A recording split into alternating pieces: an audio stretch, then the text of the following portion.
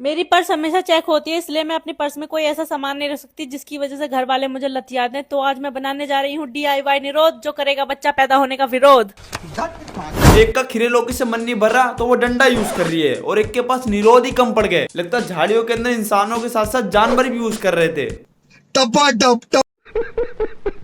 अब तो लग रहा है निरोध बनाने वाली कंपनी से तुम्हें संपर्क करना पड़ेगा, क्योंकि जितने वो कॉन्डम नहीं बना रही उससे ज्यादा तुम यूज करवा रही हो। बहन की लोड़ी। अमीर होने के लिए मेहनत करनी पड़ती है। लगता है इस बात को सोच लिया नहीं कि मैंने कुछ ज्यादा सीरियस ले लिया, इसलिए पर्स में निरोध लेके घूम रही है। बस तुम इसे डिप पड़ दो और फिर